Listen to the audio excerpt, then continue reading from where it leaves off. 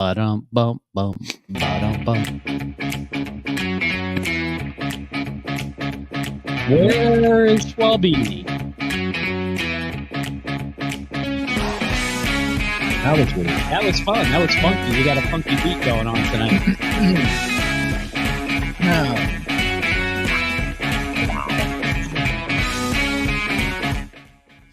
Okay, in case you haven't noticed, we are live. This is the Sports Porch Black and Gold edition all over the world. Live currently on Facebook, LinkedIn, YouTube, X, and Instagram again. Instagram. Now listen, if you're going to comment on Instagram, give me a second because I will get your comment into the show.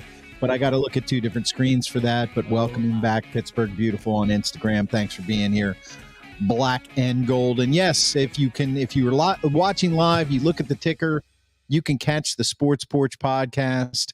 We drop it right after the show everywhere you get your podcasts, and that would be the iHeartRadio app, Apple Podcasts, Spotify, or anywhere you get your friggin' podcast. So what do? Well, we talk Pittsburgh sports, of course. The Fantasy Alpha crowd is in the house. We welcome them back. One of our biggest audiences. Oh, Alpha's great. Is Fantasy Alpha. And they'll be getting into the fantasy stuff real soon. I know. I have to talk to Tony about that because it's time to fire up that Fantasy Alpha show again. Oh, yeah. What do? Well, we're going to talk Steelers tonight. We're going to talk Buccos, of course.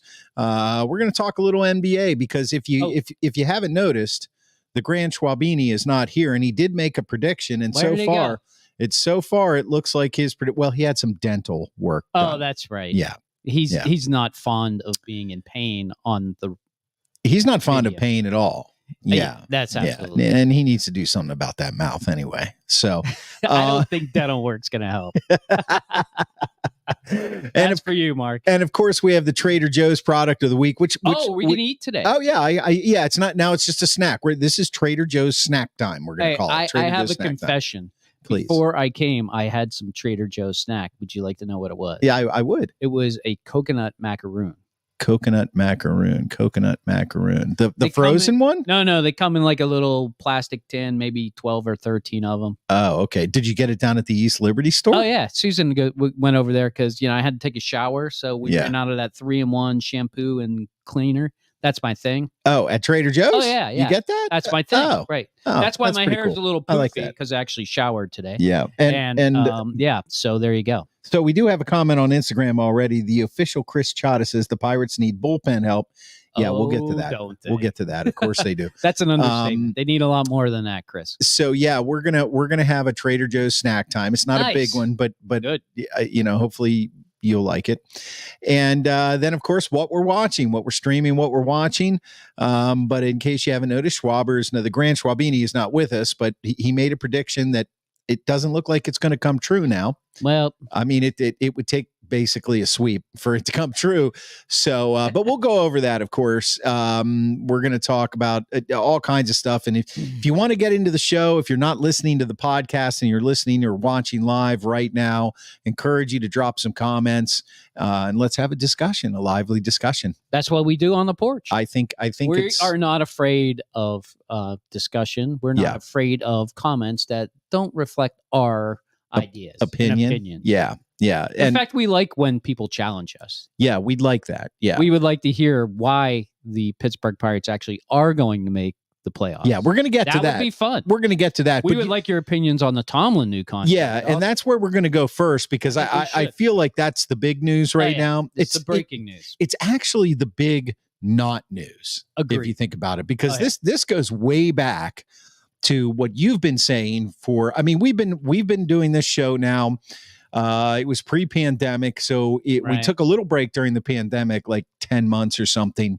Because we were made to. Because, somebody doesn't like to get the vaccine. It's more like Schwaber was scared. No, God. All of that's been proven wrong. Yeah, we know. We don't need to have that discussion. That's right, RFK Jr. Anyway, so we've been doing this for a good 6+ years, and Steve... It feels like it's been like a couple. Oh, and I don't want to forget, I also don't want to forget, we got HJ in the house. Hockey Jesus is right here, sitting right across from me in the studio. I think they can tell by now. And they can. And we're going to have a little NHL talk. But you're doing so many updates and there's there's going to be one later tonight or earlier tomorrow after Absolutely, this game. Right? Yes, there will be.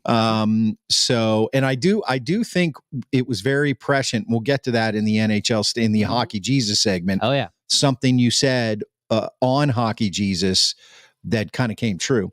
It usually does. I mean, you are enough Hockey Jesus. I watch enough hockey. I'm in control of what's going on the ice most of the time. Pulling the strings. But yes. I can't wait I can't wait for that segment. Yeah. But let's get to this Tomlin contract. Yeah, let's go here. So I want to put a question out to our audience. The Steelers, how do you feel about the Mike Tomlin 3-year extension? You can see it down in the ticker below. He will be the Steelers coach until at least 2027. Drop a comment on that. Well, I mean, if he fulfills his contract. Right. I mean, but we've talked about this before, and this is something you have said all along. Oh, yeah.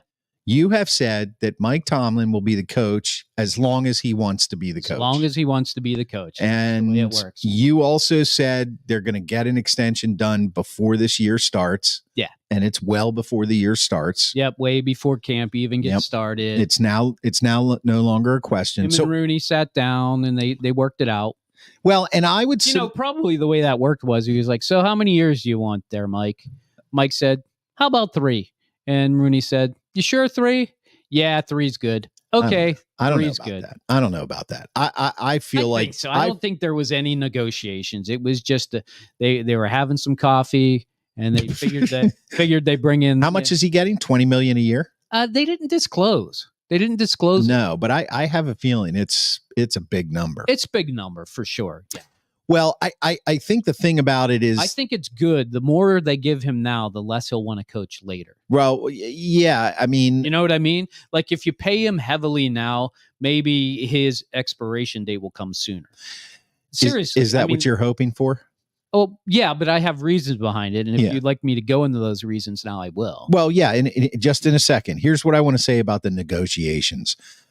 I don't think there was a lot of negotiating. I mean, look, Tomlin's got an agent. He's not his own agent. So there were negotiations. Yeah, of course. But I think the Steelers said, here's a 3-year extension.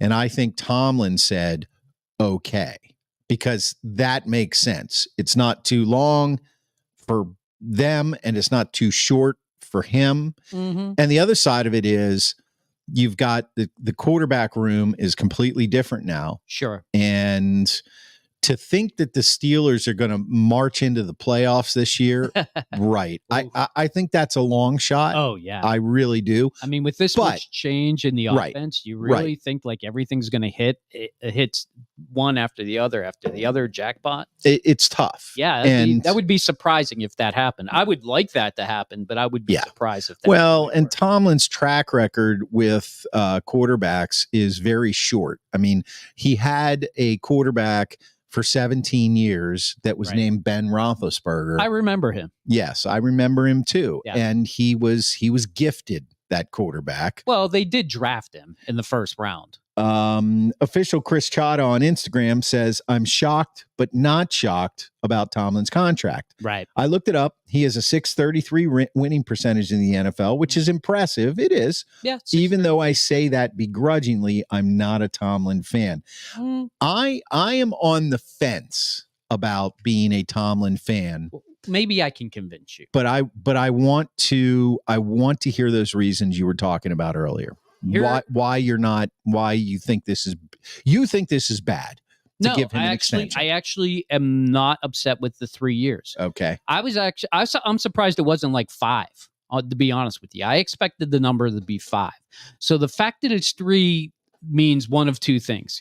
Either Tomlin doesn't want to coach very much longer, or he thinks that he can get the job done in 3 years. And I don't know. I think they're both probably delusional on my part, to be honest. But here's why I'm not against it. Rich, we'll get to your comment on the Buccos in a minute. Rich in Mechanicsburg is back. Thanks. We'll get to that. Oh yeah, Richard. We'll definitely get to that. Here's why you're not. Here's why I'm not against the contract for a couple reasons. When they signed, I'm going back to ancient history for some of you, so just bear with me. I promise this will only take a minute and a half. Chuck Noll was signed in 1970. He was 37 years old. Mike Tomlin was signed in 2007. He was 34 years old. So pretty similar, like 3 years difference. They both were the youngest head coaches at the time for the franchise, right, when they were signed, right? It took Chuck Noll coached for 21 years. Okay. Yep. In those 21 years, he won 4 Super Bowls. He was in 4 Super Bowls. However, he had all the success in the first 10 years. Everybody knows 4 Super Bowl wins in 10 years. But he coached until 1991. Yeah. In his last 11 years, it's a long time. A pretty much a fail. Yeah. From 1980 on till the end. Yeah, except for Bobby Brister. I mean, that was don't get me wrong. There were some fun players. There were some during moments, that time. Yeah. And they were relevant. And they definitely had more. I didn't look at it specifically for this reason because I only wanted it to be a minute and a half. But I felt like during that time they were playoff contenders, played in a couple AFC championships. They were okay, but they really weren't ever going to make it to the playoffs. So look at Tomlin. Hired in 2007, this contract goes to 2027. That's 20 years. Right. He already has 3 Super Bowls. So if he gets to a Super Bowl by 2027, so here's the magic number. 2027 will be 16 years from the last Super Bowl. That was the exact distance from Super Bowl 14 that the Steelers went to the Super Bowl 30. So if he does that, he's basically saying, look, I'm resurrecting a franchise that I ruined in this case, right? But when Cowher did it, everybody was like, oh my God, we're back to the Super Bowl. And I know they lost Super Bowl 30 to the Dallas Cowboys. Right. But everybody was really excited about that team. Yeah, I remember. And that's the difference. This is why people don't like Tomlin, because he's created this situation. Right. Like Cowher saved us from the Chuck Noll syndrome of badness. Right. Now, very eloquently put. Thank you. Now, Tomlin can save us from his own suckness. Yeah, that's even more eloquent. Right? Thank you. So that's why I'm actually kind of interested in the 3-year contract, because that's exactly 16 years. I don't think that was by mistake. So now if he goes to one another contract, he'd be like, you're the most loser coach for Super Bowls in Steeler history. You're so articulate tonight, Steve. We can't give you another contract. I think he has ammunition now for saying, sorry, we need another savior. You're not the one. You're going to have to retire. And he's going to have to ask him to retire because he's not going to fire him. That's true. And that's the hard part. So yeah. I don't know where it goes from there, but I think that 3 years is really interesting. Well, I think when it comes to, first of all, Brian has a really good point. He does. 8-10 playoff record. No playoff wins since 2016. And that's the big one, Brian. That's why I say he's created his own mess, because he has. Official Chris Chada on Instagram says, do you think it's fair to say Tomlin won a Super Bowl with Cowher's team? I'm not sure about saying that. Now, I mean, you could say the same thing. You could say the same thing about what was it, 1996? That was only 5 years after Noll got out. I mean, yeah, it's a little longer, but I think that it is. I mean, it was with Neil O'Donnell. I mean, it was with some of the same players. I mean, they weren't all the same players, but I think I don't know. I think there's always carryover when you have such a good franchise. Yeah, and that's the thing about that the whole Tomlin argument that is hard to dispute. And it's hard to agree. It's hard to dispute and it's hard to agree with, because I mean, it was 3 years. Yes, you did have a lot of players from the Cowher regime. You know, Ben won a Super Bowl with Cowher. Yeah, of course. Yes, he inherited Dick LeBeau and Bruce Arians. So the argument could be made that he inherited a team that already had a system and a structure in place. But at the same time, credit can be given for saying he did not step in and say, I'm going to change all this. You know, he slid into the role and he managed to coach the team to a Super Bowl. And there were other players on there as well. So everybody's going to say that it was Cowher's team, but there's nothing you can do about that. The reality is it was Tomlin's team. Bettis was not on that team, as I recall. Everybody loved, Jerome Bettis. He wasn't on that Super Bowl 43 team. So, Right. So I don't know. I think the team was different. I don't. You know what? And to be honest, Antonio Holmes was there. He was a draft pick from Tomlin. And official Chris, I don't know that I would say it's fair or unfair. I'm saying that yes, you can make that comparison, but it's hard to win a Super Bowl no matter what. I'm just if he goes to another Super Bowl by 2027, I think he's done what he should have done. Exactly. And it's time for him to move on. Exactly. And if he doesn't, I think there's ammunition to say it's time to move on anyways. Yeah. And if he does get to another Super Bowl, he can't ever say he was good as Chuck Noll, because 4 Super Bowls in 10 years, no, that's ridiculous. But he can say he went to 4 Super Bowls in less years in the era of Chuck Noll. Right. Because it would be 1 year less. Right. Well, I mean, I think that Tomlin also. I'm just trying to spin it for a positive way. I hear what you're saying. Different way to look at it, because I get it. He created all this, but the reality is he's not that terrible of a coach with the 633 win percentage.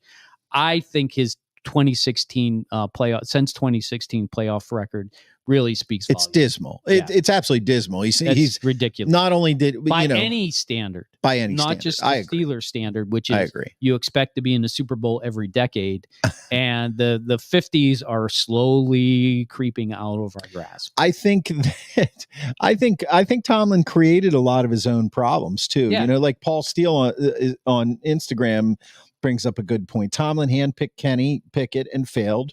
That's true. Rooney is afraid of change and settled for mediocrity. The biggest credit I give Tomlin, says official Chris, is how the hell did he control AB? It's truly amazing. But I don't even put AB in there. What I say is he created a situation in which, he hasn't had a true defensive coordinator in a while. And the offensive coordinator now Ben wanted Randy Fichtner. So, you got to kind of, that was Ben. But Canada, like that is a mystery to a lot of people as to why that happened. And we don't have to cry over spilt milk anymore. He's gone. Right, we have a real NFL coordinator. Arthur Smith now. For better or for worse, Arthur Smith is a real NFL coordinator. So we'll see. Yep. We'll see. I do want to bring up your words here: badness and suckness. Yes, badness and suckness. Those are good. Those are good. Yeah. That was. I like to try and spice it up with new words every now and then. His badness. I think his badness and his suckness really. I'm not trying to overplay how terrible he is. Yeah. Because I think bad is it's not a great word, but it's not like if you go to expletives to explain the way he's coached. Yeah. So you know what I mean. So badness is like kind of bad. Or approaching the bad side of things. Like, that's what that is. It's what everybody calls the mushy middle, and I don't like that term. So I'd rather use the terms badness and suckness. And suckness is like not as bad as sucky. Well, if you're sucky, you're in the suckness. But he created the suckness. You see what I mean? Yes. Tomlin created suckness, and it became sucky for us. Tomlin used badness to create suckness. That's exactly what he did. All right. Well, I'm glad we got to the bottom of that. Yes, that's so. How do you feel about the Mike Tomlin 3-year extension? Is it good or bad? I do think that in the suckness that Mike Tomlin created with the and look, the way he handled the quarterbacks the last few years, it was atrocious. Horrible. It was just atrocious. I agree. We'll see this year. Okay, because now you have a bona fide NFL. I don't care what anybody says about Russell Wilson. Yeah, he's probably past his prime. He's past his prime, but he still threw for like 28 touchdowns and 6 interceptions last year. Yeah. You the entire team for the Steelers threw for what 7 touchdowns, maybe 13. I think it was 16 total. No, I think it was 13. No, I think throughout the whole season it was 16. Whatever it was, Russell Wilson himself almost doubled it up. Yeah. You add those 12 touchdowns, and what were they last year? 10 and 7. Yes. You add those 12 touchdowns, and they're not 10-7; they're 14-3. Well, I mean, now you're getting into the offensive philosophies of Tomlin versus the defensive tendencies of why he wants to run the ball. And that's not really going to change much with Arthur Smith. It's not like they're suddenly going to start throwing the ball 35 or 40 times. So, I mean, you still have that same offense. You're just hoping that it's more efficient and can get into the end zone quicker. That's it. That's all this offense is. Yeah. It's a better Matt Canada's offense. It'll be a better scheme. Just because it's Arthur Smith. Because they'll run less jet sweeps and because he's a real goddamn coordinator. He knows how to plan a game. Okay, so Tomlin, we'll see what happens there. But it was breaking news all day, but it's not really breaking news. Nobody's surprised. Nobody's surprised, and I'm not surprised either. It really even wasn't surprising by NFL standards. No, not at all. They really didn't even really run with it. Here's something that broke last week. Cam Sutton is back on the Steelers. Now, they needed a slot corner. Yeah. And he's been here before. Mm-hmm. He's familiar with the defense. Right. That's a positive. What are the negatives? Well, the negatives is the off the field stuff. Yeah. The domestic abuse charges, which seemed like they got busted down to a misdemeanor. So it's not a felony anymore. So my guess is I don't think the NFL is going to do anything about it. But if they do suspend him because of it, it might be 2 or 3 games. If they want to, but that won't hurt the Steelers. They can not play them the first 2 or 3 games because we know that what their schedule looks like. Yeah. Their first 6, 7, 8 games are pretty easy. So that's the downside. That's the only downside really. He knows the defense. He'll fit right in right away. He just needs to stay healthy, and I think he will. I think Detroit just needed to move on from him because of everything that was happening off the field. Yeah, I agree. And he's back, and let's see if he makes a positive effect, has a positive effect. Official Chris on Instagram says, "Did I hear the Steelers will not exercise options on Fields or Russ? What's the rationale there?" He's right. They said they weren't going to do it. Well, we already knew that on Fields. Yeah. Russell Wilson, do they have an option on him? I don't think he has an option. Well, they only signed him the 1 year. Yeah. So, I mean, I think Russell's betting on himself. He thinks he's going to come out and tear it up, and then he's going to see who wants him back. Yeah. And it still could be the Steelers. And same thing with Justin Fields. He could still come back to the Steelers. Well, they could still negotiate a contract with him. I think if they like him. I think the plan. They may actually. I don't think they can this year. Now that they declined that 5th year, I don't think they can do anything this year, but they could do it in the offseason next year. Well, yeah, he's a free agent at the end of the year by declining the option. But I think if Russell comes out and tears it up, he's going to remain a Steeler. Because if he tears it up and they make the playoffs and win a playoff game, that's progress. I agree. That's progress. Yeah. You'd be crazy not to re-sign him. And yes, you're going to have to pay a lot of money, but the age factor and the fact that he's still getting paid by Denver, right? He was willing to take the league minimum to play. So I can't speak for Russell Wilson, Steelers, right? I can't speak for Russell Wilson, but I don't see him looking to break the bank there. I see him looking to make bank.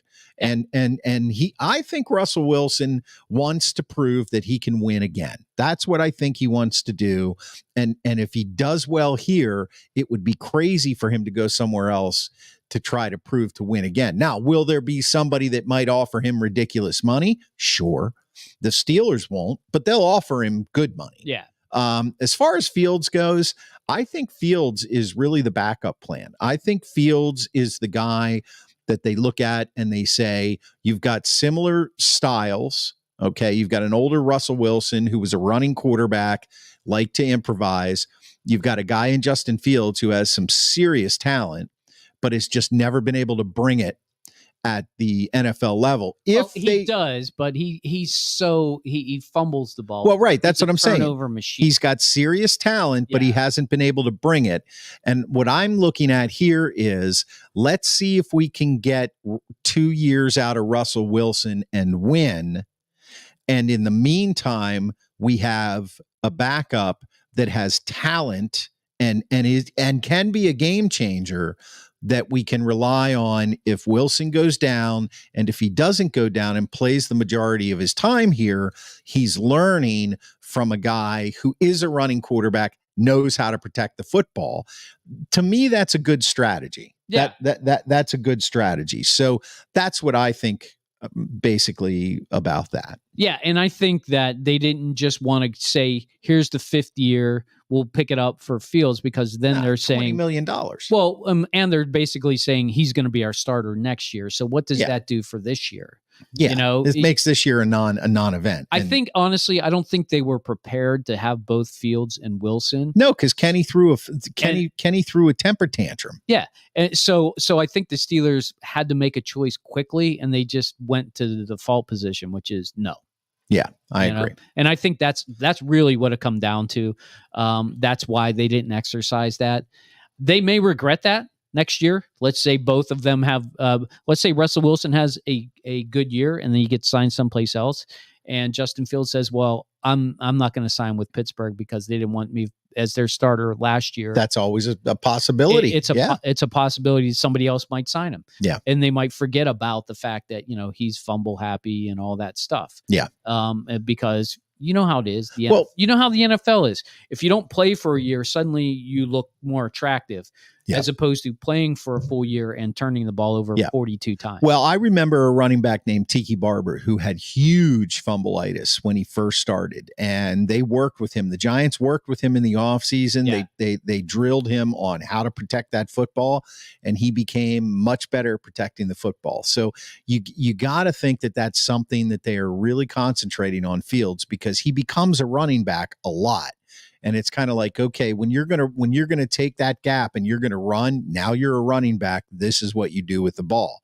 So if they can get, if you can take that, if you could cut his fumbleitis in half, agreed, he becomes a much more effective quarterback. Yeah, because much more effective. He's super fast. Yes, he can run for touchdowns, and he's got a great arm. Yeah, so I mean, he can throw the hell out. I think there's a huge upside here. I mean, I'm not predicting. I really don't want to fast forward through this year. Yeah. I want to see how this year plans out. All right, so then we're not going to fast forward there anymore. Thank you. If you're watching us live right now on Facebook, LinkedIn, YouTube, or X, thank you for being here. And I want to remind everyone that right after the show, we do drop the podcast on the iHeartRadio app, Apple Podcasts, Spotify, or anywhere you get your friggin' podcast. So remember to subscribe and leave us a review. Let's see. We got a comment coming in here. CD says, I remember a QB, high first round pick in by the Bears. First round pick, but turned the ball over a lot. Yeah, I think he's. Where are you? I think he's trolling us. Has he started drinking already? Maybe hitting the bourbon there. I think his daughter's home for the summer. Ah, it's very possible he needs to take relaxing. care of some things. Yeah. Okay. So it's time for the Buccos report, and of course, the Buccos are doing what the Buccos are do. They are not tearing up the league. And the City Scene is in the house on Instagram. Thanks for being here, City Scene. City Scene. I heard a rumor that we might be on the cover of that magazine soon, but I have to reconfirm that with the editor and the don't publisher start there. Things you can't finish. And CD was talking about Trubisky. So he's definitely on the bourbon because he spelled that wrong. That's okay. Nothing wrong with that. All right. So at the City Scene coming soon. Awesome. Thank you, buddy. For the Buccos report at 31-35, where is this team really headed? Right where they are. They're not headed anywhere. No, seriously. I mean, I don't know, man. Their pitching is top notch. Their bullpen is garbage. They have bats occasionally, and they're going to be in that 500 range. I heard somebody say that there are only 4 National League teams above 500. That seems crazy to me, but not surprising. I'm gonna challenge that right now. I mean, clearly it's the Phillies, the Dodgers, the Braves. They got to be above 500. But I don't know who the 4th team would be. Probably Milwaukee. Milwaukee's above 500, but maybe St. Louis. They got to be close. I'm pulling up the stands right now. So in the National League, you've got the Braves. Yeah. Oh, this is the wild card. Hold on here. Let's go to the regular standings. So you got the Phillies, the Braves, the Brewers, right, the Dodgers. That's 4. And you are correct. That's just there are only 4 teams above 500. Yeah. In the American League, you've got the Yankees, the Orioles. The Red Sox are at 500. The Yankees, the Orioles, the Guardians, the Royals are having a great year. The Mariners. So it's 5. So, Yeah. So I think that's the saving grace for these Pirates because one, we know there's going to be no acquisition before or at the trade deadline. They're not going to go get a bat that could suddenly turn this thing around and jolt us into the pole position of that wild card spot. So we're just going to have to muddle through it.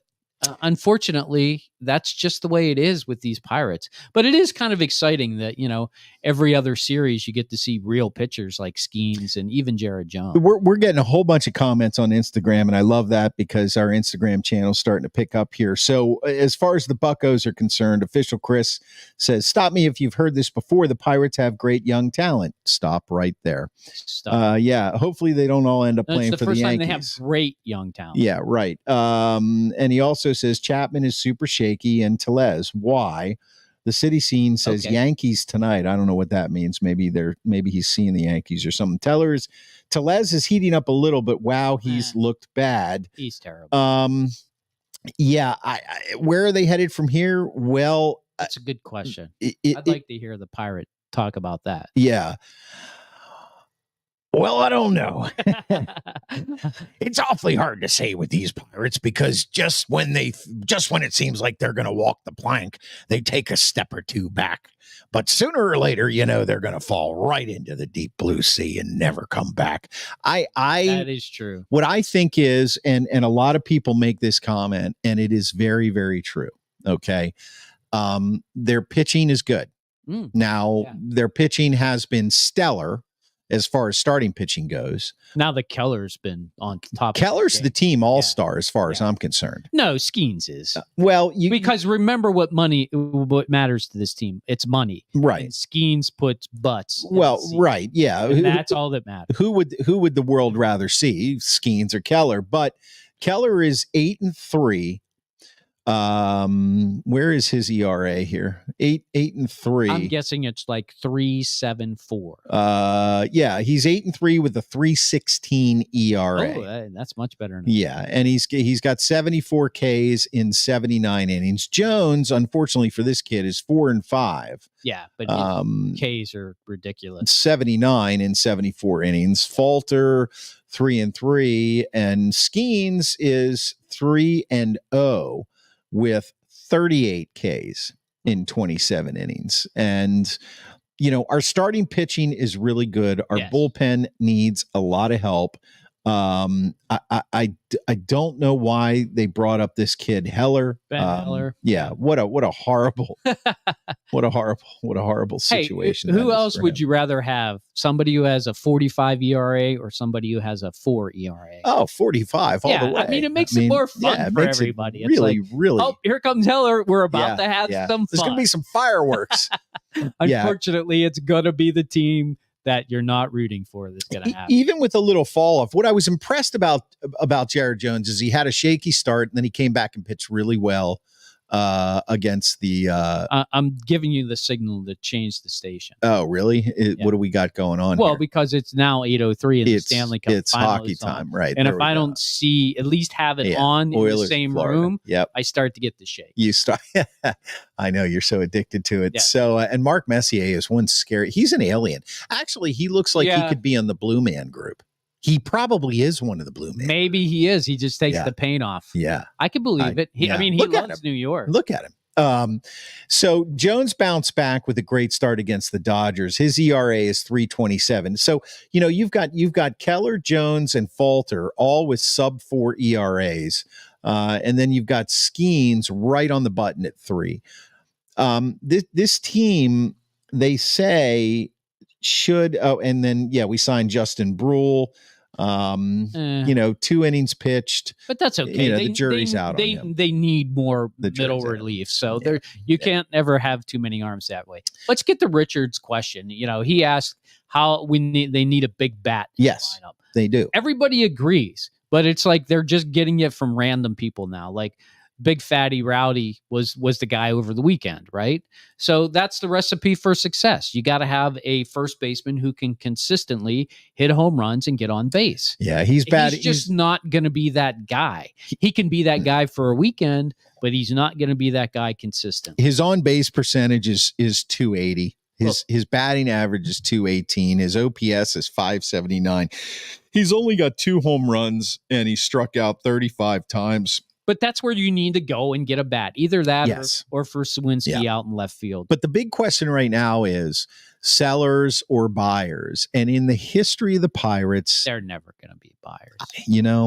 Would they surprise us this year? No, they wouldn't. I mean, they're not going to. Why would they have to this year? Even if they make the wild card, they're a half game out of the wild card. Now there are 5 other teams tied for that last spot. Let's just put a bookmark in this conversation. Yes, and let's look at who are the free agents for next week, so that next week we can talk intelligently about who they might actually go get. Yeah, let's talk about because that. We can't do that now because we don't really know who's on the market, and that's certainly going to change after the All-Star break. There is one bright spot in their lineup right now, and that's Nick Gonzalez. Looks like he kind of worked his stuff out.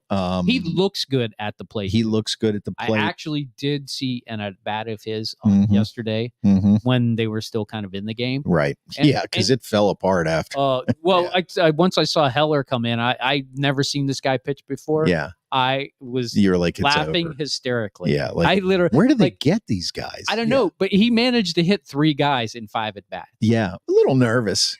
He was just a little nervous. Oh my God! It's just I couldn't even feel sorry for him. I was laughing so hard. Yeah, I don't feel sorry for guys at that level. They worked hard to get there, but I agree with Richard that they need to get a big bat. And we just got to find out who that could be if the Pirates would actually go get him. Put it this way, it's going to have to be somebody worth less than $5 million, and they're still going to have to offset it by sending somebody else away. So John Edborg is watching us on our YouTube channel. He says the Yankees have a post-dated check with Paul Skeen's name on it. Yes, they do. Yeah, yep. And he also 4 years from now, John. He responds to hitting 3 batters by saying Helen Keller. Not sure how appropriate that is, but it's funny. I think Helen Keller probably would have done better. I think she could. Yeah. So, Gonzalez is the bright spot. Sawinski comes back up. He's struggling again. O'Neal Cruz has. By the way, Sawinski missed a fly ball. Yeah, that was just pathetic. It It was in extras. It was the first run they scored. They put it off as the sun got in his eyes. He was not getting to that ball. Yeah, I'm very disappointed. 2 years ago I touted Sawinski as having a lot of potential, and that's may on another team. That's the thing. He needs a batting coach, and clearly we don't have one. He does. Cruz still a huge disappointment. He has raised his average to 247. His OPS it's a respectable 738. But 80 strikeouts, he's hit some home runs as of late. The other night, put one in the river. I mean, when the guy connects is great, but his swing is so long and he still doesn't know what to swing at. And he's not that great at shortstop. No, he's an average player. Now here's the thing about him, though. We want him to be great. I heard a guy call into one of the local shows, and he made a really good suggestion. And I'm apt to go with this. Okay, let's do it. Put Cruz in right field with that arm. Oh yeah, I love that idea. Yeah. I think the Schwabini said that last show. He might have. I don't remember that, but I try not to remember much of what Mark says. But yeah, no, if he said that, good for him. Yeah, and of course the host of the show was like, well, you can't do that because he's a shortstop and blah, blah, blah. Look, the guy's got a cannon for an arm. His bat, if it comes around, is going to be outstanding, and he's very athletic. Yeah. Put him in right field, see what happens. I think your description of his swing being long being a problem is spot on. Yeah. Oh, it's way too long. Yeah. It's way too long. He doesn't shorten it up. When he has 2 strikes on him, he doesn't choke up on the bat at all. Yeah. No, and he's that's not bad. going to. He's 6'7". Yeah, he's a big guy. He's got a naturally a long swing, so he doesn't need a long bat. Somebody needs to teach him how to poke the ball. Do you know what I'm talking about? You can stop there. Yeah. When you start talking about poking balls, it's just going to go. Does that have to do with badness or suckness? Never mind. Oh, never mind. Balls always have to deal with suckness. You know. All right. Come on, you knew the answer to that question I know. before you even. I know. Where is the Grand Schwabini when we need him? Okay, this is the Sports Black and Gold edition. We are live currently right now all over the world on Facebook, LinkedIn, YouTube, X, and Instagram, which I forgot to mention. And we do drop the podcast right after the show. After every show, we drop it on the iHeartRadio app, Apple Podcasts, Spotify, or anywhere you get your friggin' podcasts. Now it's time to move on to the greatest show on earth. The greatest show on earth. We welcome Amen. Hockey Jesus. Hockey Jesus preaches. He's preaching about the Stanley Cup playoffs, and Hockey Jesus preaches on the podcast on the iHeartRadio app or anywhere you get your podcasts. After every single regular season Penguins game, you get a Hockey Jesus update on our YouTube channel, which is at the Sports Porch Podcast. And right now he's doing the Stanley Cup. He did the entire Stanley Cup playoffs, and he is now doing an update after every Stanley Cup final matchup. The first one came today. And yes. Was it yesterday? Yeah. And the Panthers won that game 1-0. Now, no, they won 3-0, but the 3-0. I know the series is 1-0. Correct. So I thought what was interesting about what you said was that if the Panthers were going to win, they had to take the first game and get Edmonton off their game. Yes. That if Edmonton came out and blew them out in the first game, yep, that it was going to be a problem. So, but what was your prediction? Was your prediction Edmonton in 5? Well, or 6? I made 2 predictions. Yeah, because you're only supposed to make 1 prediction. I know, but I can't help myself because you are Jesus. I can see 2 paths. It's like 2 parallel universe where the Florida wins and where Edmonton wins. I can see them both. Right. And I think that in order for Edmonton to win, they got to be fast and they got to come off to a quick start before the girth of the Florida Panthers takes over. Yes. So I predicted Edmonton in 5 or Florida in 7. There now, you go. That's right. I remember that now. I do think that the Edmonton in 5 can still happen, but clearly they have to win tonight. Because I think if they can find a way to get past Bob, I did not see Bob shutting out Edmonton the way. And Bob is the Panthers goalie. Yeah, Sergei Bobrovsky. For those of you not watching hockey and don't care, Sergei Bobrovsky is the Florida Panthers goalie. He's been playing great, but he picked his game up to another level in the first period.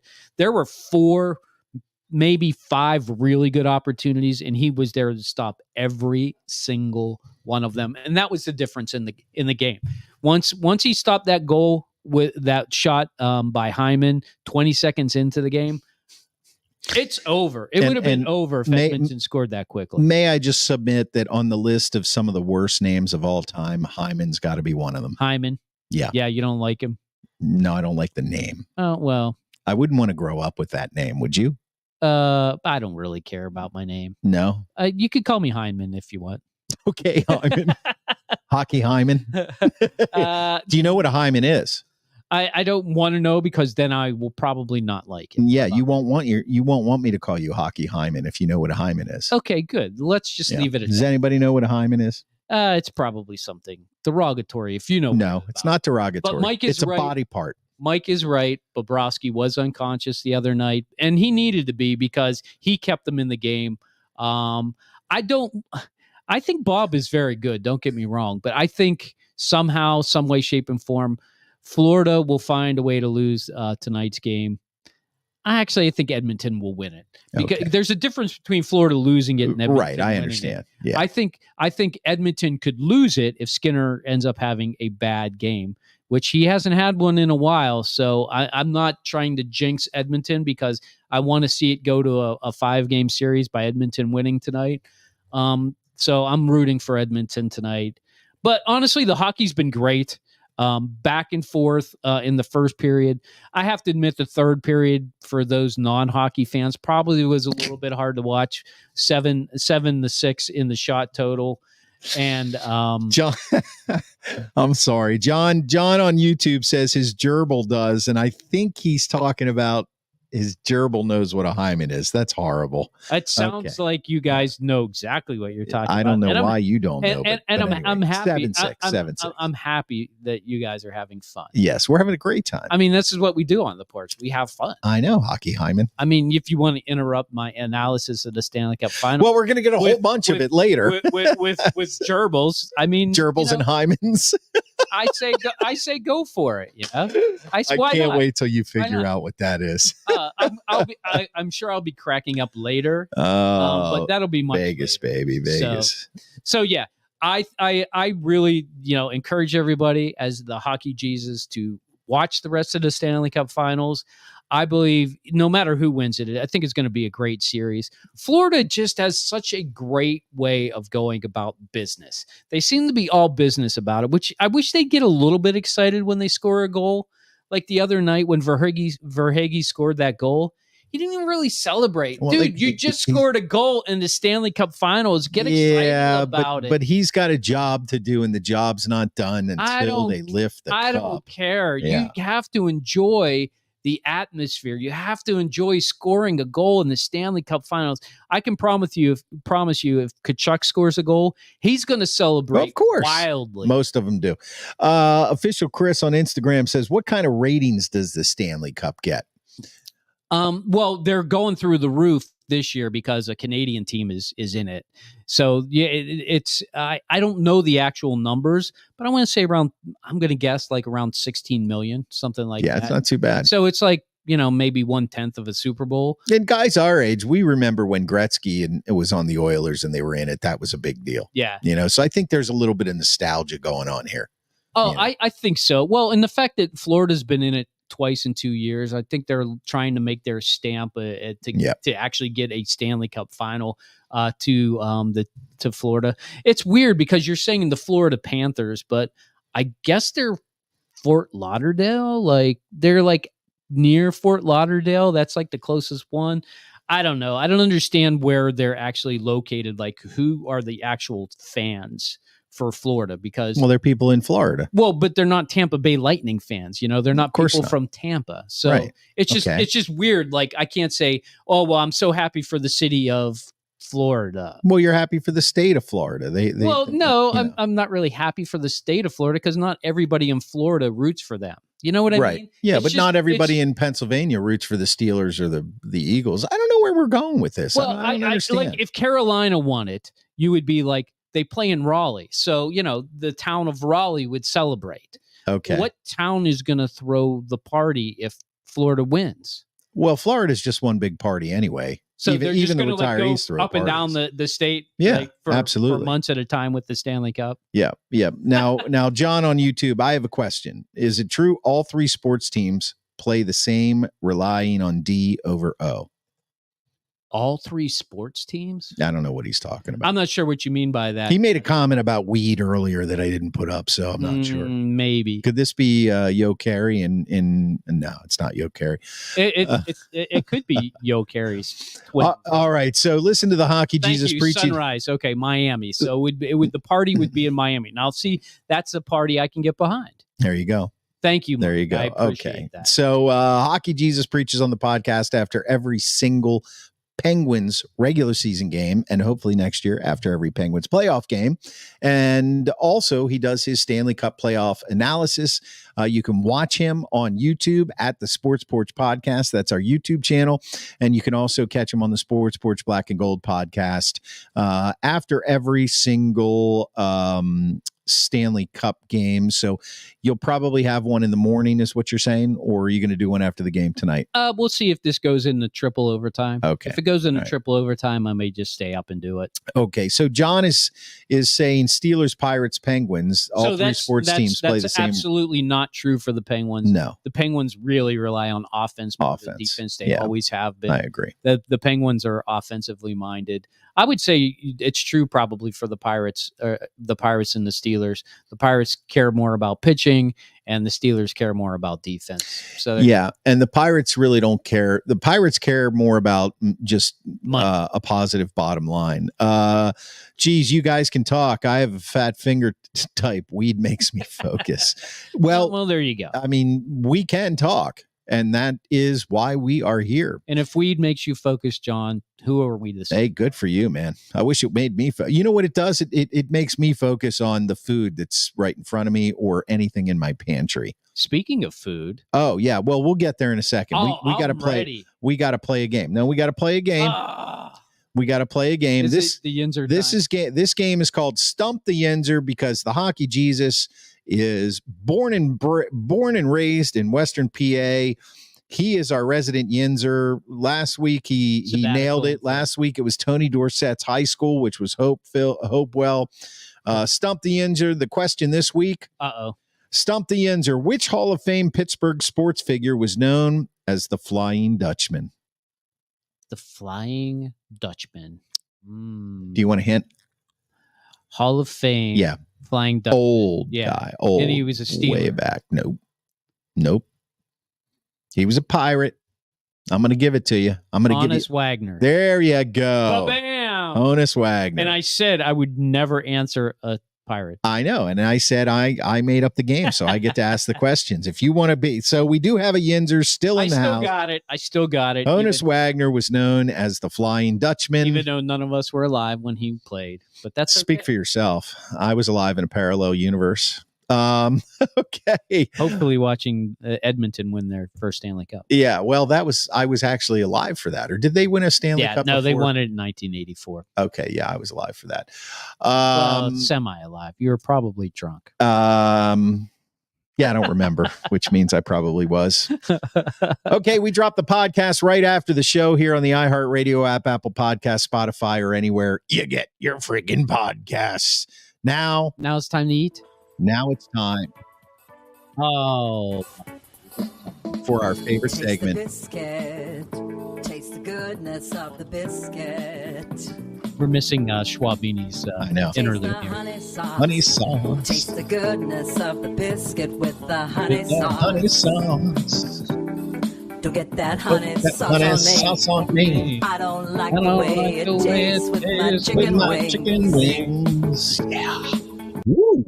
All right. This is the Trader Joe's. This is Trader Joe's snack time. And what I want you all to know, first of all, is that I work at Trader Joe's at the East Liberty store here in Pittsburgh. It's a great place to work. They are not paying us to be a sponsor, so I have to say that. But they did give me permission to have a little fun with their products. I love their food. And what we do every week is we taste a Trader Joe's product, and then we give you our honest opinion, whether we like it, whether we don't like it.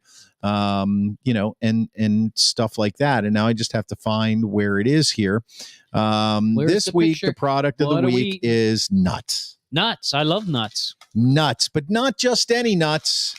It is.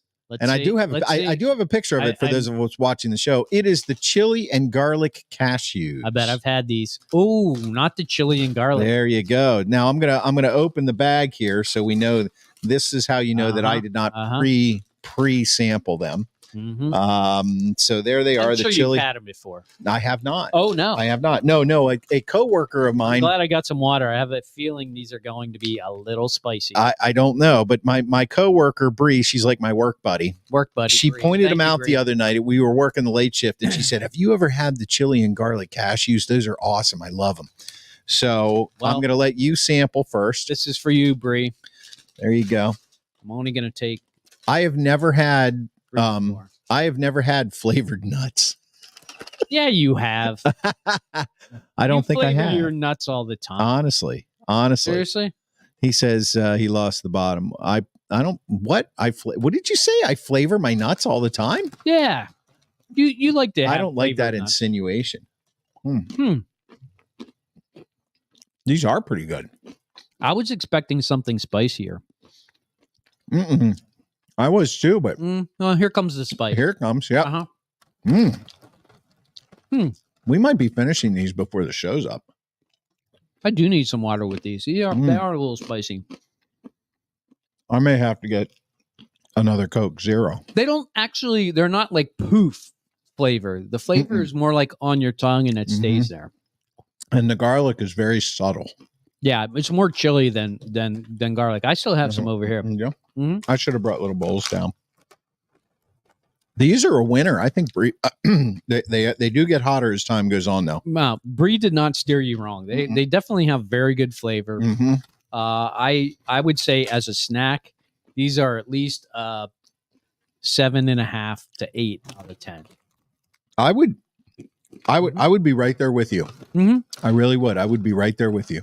Because if they had more flavor, they would really, really be spicy. A little more garlic and a little less chili.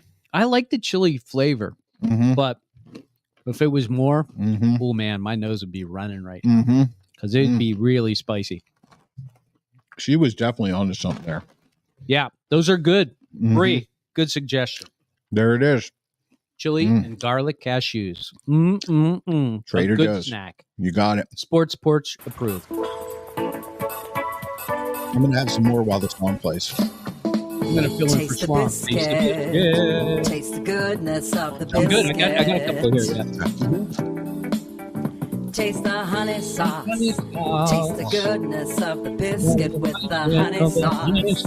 These are freaking great. Oh, yeah. Don't get that honey sauce on me. I don't like the way it tastes with my chicken wings. Filling in for Mark there. It's a shame that song is a little longer because I'm still chewing on these. Well, we're going to be getting into what we're watching next. I know. I'm pretty sure about that. Let's see. We got the Steelers out of the way. We talked about some Tomlin.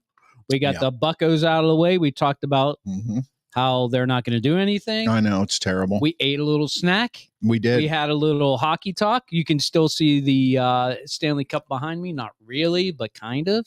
Still looks like it's 0-0. Okay. And we're about to get into what we're watching.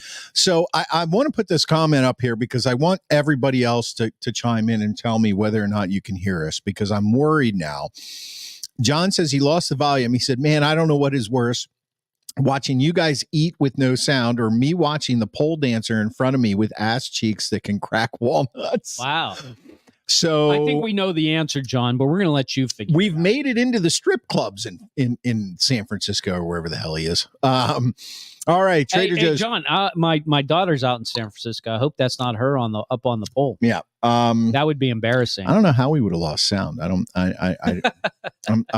giving us a little audio check. I think the signal in the strip club is a little weak. Probably bad. And he's only getting, parts and bits of us. Yep. It's back now, he says. It's back now. There you go, John. It's the best way to watch us. Your phone is parts and bits. In bits and parts. That's right. Okay, next segment in the show. After I remind you, if you're watching live, we do drop the podcast right after the show on the iHeartRadio app, Apple Podcast, Spotify, or anywhere you get your podcasts. Oh, he rebooted. That's okay. So everybody else can hear us. Well, that's good. I mean, he is in a strip club. Rebooting is encouraged there. So now we're going on to what we're watching, and what is that? Well, we stream a lot of stuff. We're a bunch of almost old guys. Almost. We have a very wide variety of tastes between the three of us. Of course, there's two of us tonight, and what we're going to do is we're going to talk about a show that we streamed that we either liked, didn't like, and if we didn't like it, we had to force ourselves to watch it. But the only qualification is that if it's a season, you finish the whole season before we talk about it. Or if it's a documentary or a movie, you finish the whole thing. That was because the Grand Schwabini was getting frustrated with the fact that we were only like 2 episodes in, and we would talk to something. Oh, wait, I have a question regarding that. If it is like 4 seasons and you've only watched one. You have to watch all 4 seasons. No, I've talked about this before. The season that you are currently watching. Okay, good. The season you're currently watching. That will help for next week. Okay. Oh, good. You're already planning for next week. That's great. I watched something else, but I didn't want to do it because I didn't know if it was breaking the rules. Gotcha. Understood. Okay. HJ's show is... It's called The 8 Show. I can't even say that I've seen this on is this older? I don't think so, but I don't even know why it showed up because it basically it's another reality show, of course. Mm-hmm. And honestly, that's your gig. It is. I love reality shows. I'm a Survivor guy. I love reality shows, but these are Thanks, John, for being here. Love you. These shows are so well produced. I have to question whether or not they actually prompted them to do some of the stuff that they do in here. The premise of The 8 Show is I'll get you in official, Chris. There are 8 floors. Okay. When you come in, they pick people who basically are at the end of their lives. They were going to commit suicide, or they were through with what they were doing in their lives, and they were going to end it all. And then a limousine pulls up and takes them to this show theater. And on the show theater, on the table, there are cards 1 through 8. You pick a card, you walk through a door, and you're in this common area. And then that little area that they showed on that picture are steps to go up. And each floor, there's 1 through 8. 1's on the bottom, 8's on the top. Now, what they didn't know right away was if you're at the top, you're in the penthouse. So this is ultra great, beautiful apartment. And if you're on 1, you basically have an apartment the size of a closet. Okay. And you have to, you stay in there at first. And the premise is when you get there, I don't understand the denominations, the dollars, but so I'm just going to use dollars as an equivalent. Every 30 seconds on the top floor, you get $1 million. And on the bottom, you get $10,000. Okay. Every 30 seconds. And the person at the bottom was thrilled that they were getting $10,000 every 30 seconds, not knowing that the person at the top was getting $1 million every 30 seconds until, they start visiting each other and they start figuring all this stuff out. And you have to do certain things there's a big clock in the middle of the room. And in the middle of the room, that clock is counting down. So you want more time to go on it, because the more time you're there, the more money you can make. Because when that goes to 0, the game's over. So they give you tasks to do to increase the time? No, they don't even tell you what to do. But what they soon figure out is the more demented the thing that you do to another person, the more time goes on to the thing. So you have to totally screw with somebody else? Really? Yeah. Could you pee on them? You can do whatever you want to them. So if I'm on the bottom and I'm decided to go up and visit the top and have tea. The other thing is, one more thing. You can buy things, but let's say you wanted a porta potty, because these rooms don't have any bathrooms, right? Even the penthouse? Right. Wow. You can buy something, but it costs $1 million for a porta potty. Okay, so this isn't real money you're playing with. No, it's the money that you're being given that you get to use. Okay. So whatever you spend, you clearly can't take home. So at first people are like, "Well, I'm not going to spend anything. I want to take it all home." And then they realize they need to eat. I got to take a dump. Yeah, I got to place a crap, And wait a minute. No, you got to place a crap. Is that what you do? You place a crap? Well, because there's no place to really take it. You have to place it into something and then send it down this elevator. There's also an elevator that connects all the 8. This is nuts. So the person at the top gets all the food. Right. And there are 8 things of food that come out every day. The first person can either take all 8, or they can take 1 and let the other one go down to the next level. Yeah. So it's the person at the top basically runs the show. Okay. This is definitely worth a watch. How many episodes? It's your normal amount, 7 or 8 or something like that. And at the end of it, I have to warn you, You have to watch it in subtitles. I know. They're speaking in Korean. Okay, in Korean. Okay, so but at the end, just a yes or no. At the end, is there a clear winner who gets money? Yes. Okay. All right. And by the way, it doesn't have to just be one person. Everybody can get money. Okay. So there isn't one clear winner. There isn't. Everybody can win the amount that is in their room when the clock goes to 0. So if you're able, how long does the game last? It goes until it hits 0 or somebody dies. Well, how much time is on the clock to begin with? I think it's 24 hours. Oh, so go 24 hours without taking a dump, peeing, or eating, and you're good. You're golden. Right. But That's harder than when it sounds. somebody does something to somebody else and more time gets put on, you have to stay there until it goes to 0. Wow, these Koreans are really crazy. Dude, let me tell you. You haven't seen the half of it. HJ, the 8 Show on Netflix. Worth a look. Now on Instagram, official Chris says on Netflix he watched Eric, which I wanted to start watching. He says, started off great, wheels fell off, grade D. I'm sorry to hear that. I'm going to watch it just to see what happens there. I don't know what Eric is. It's a show on Netflix. It's like a crime show based in the 70s, I think. Yeah, it's right up your alley. I am watching something called How to Rob a Bank. I'm planning for my future, Steve. I was going to watch this. I'm planning for my future. I can't wait to hear your. Okay, so since you want to watch it, I'm going to try not to give away too much. It's okay. You can give away enough. It's a documentary. Yeah. There was a bank robber in the 80s and 90s in Seattle. Seattle. He robbed like 16 banks. He was known as Hollywood because he was very. He would basically put makeup on to disguise himself, and he was like one of those guys who you would never think would rob a bank. And he did it over many years. Let's just say he came from about as normal a family as you could come from, like my family, if that's even sure. I mean, look, I can't say anything about a normal family because mine was definitely not normal in its own way. But I just don't want to give a whole lot away for you because it's pretty good. Sorry, I was watching Bob make that. I know, I saw that. But so basically, he comes to the conclusion after he was a brilliant guy. He was headed for a degree and probably going to go to medical school. But he was also like a nature guy and a free spirit.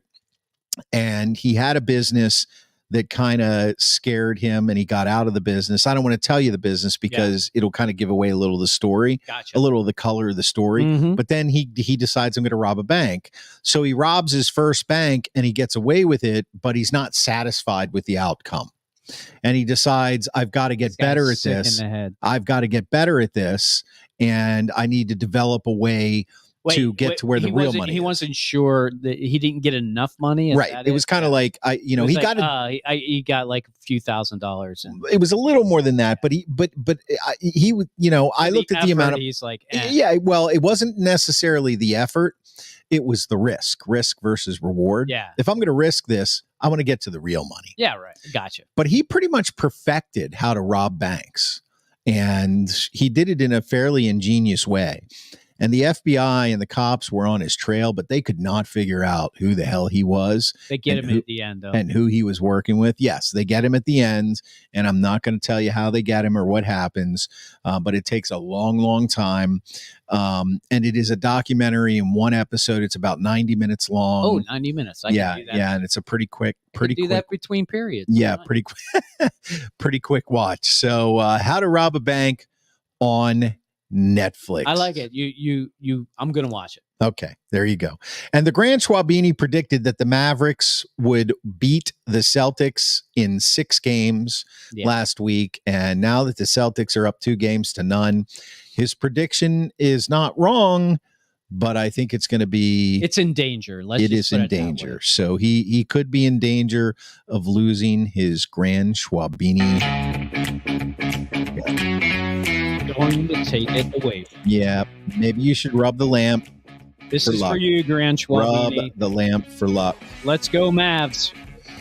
And that's it for the Sports Porch Gold, Black and Gold edition this week. Thank you for watching live. If you did, all over the world on LinkedIn, Facebook, YouTube, X, and Instagram.